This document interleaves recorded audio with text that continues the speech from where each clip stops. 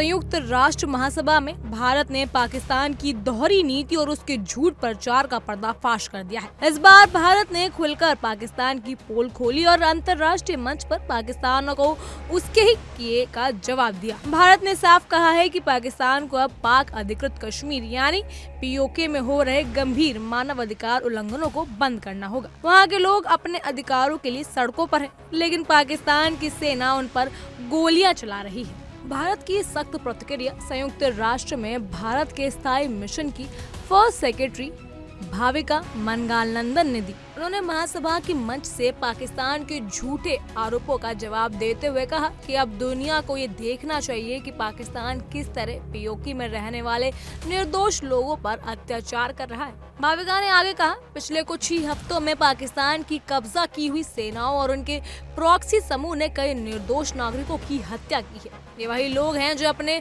बुनियादी अधिकारों और आजादी के लिए आवाज उठा रहे थे। उन्होंने बताया कि पाकिस्तान फौज वहां लोगों के आवाज दबाने लगी है, जबकि पीओके के लोग अब खुलकर प्रदर्शन करने के लिए तैयार हैं। भारत ने दुनिया के सामने ये संदेश दिया है कि पाकिस्तान जो कश्मीर में मानवाधिकार की बात करता है, अब खुद अपने कब्जे वाले हिस्सों में लोगों के अधिकार छीन रहा है। भाविका ने आगे कहा कि पाकिस्तान न केवल कब्जे वाले कश्मीर की जनता का दमन कर रहा है, बल्कि वहां के प्राकृतिक संसाधनों का भी अवैध दोहन कर रहा है। उन्होंने संयुक्त राष्ट्र को याद दिलाया कि पीओके के लोग पाकिस्तान की दमनकारी नीतियों से तंग आ चुके हैं और अब वहां खुलेआम पाकिस्तान विरोधी नारे लगाए जा रहे हैं। भारत ने अपने बयानों में पाकिस्तान के पुराने दावों और झूठे आरोपों को सिरे से खारिज कर दिया। भारत ने कहा कि पाकिस्तान को अब ये समझ लेना चाहिए कि अंतर्राष्ट्रीय मंच पर उसके झूठ नहीं चलने वाले। पाकिस्तान जब जब कश्मीर का मुद्दा उठाता है, तब तब भारत ने तथ्य और सच्चाई के साथ उसका जवाब दिया है। संयुक्त राष्ट्र महासभा में भारत की टिप्पणी ऐसे समय में आई जब पीओके में पाकिस्तान के खिलाफ बड़े पैमाने पर विरोध प्रदर्शन हो रहे हैं।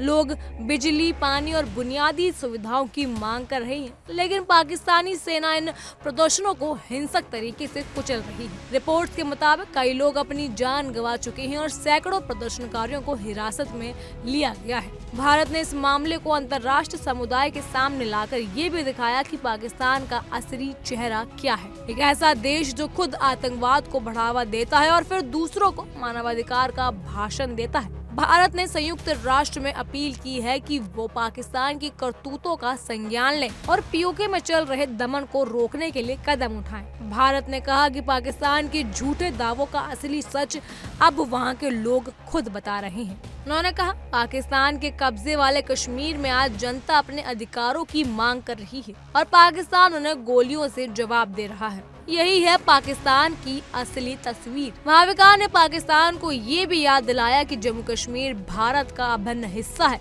और रहेगा भी। पीओके पर पाकिस्तान का अवैध कब्जा अंतर्राष्ट्रीय कानूनों के खिलाफ है और अब वक्त आ गया है कि वो वहां से अपनी फौज हटाए। भारत ने अपने वक्तव्य में ये भी कहा कि पाकिस्तान के आतंकवाद और उसकी दमनकारी नीतियों के कारण पूरे दक्षिण एशिया में स्थिरता खतरे में है। पाकिस्तान को अब ये समझना होगा कि उसका कश्मीर कार्ड अब किसी को धोखा नहीं दे सकता।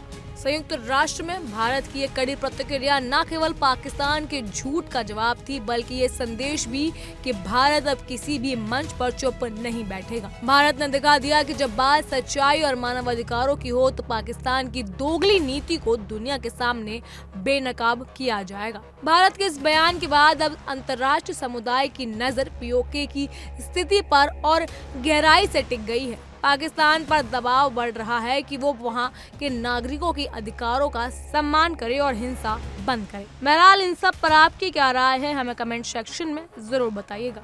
फिलहाल के लिए इतना ही। तमाम खबरों के लिए फॉलो कीजिए इंडिया डेली को।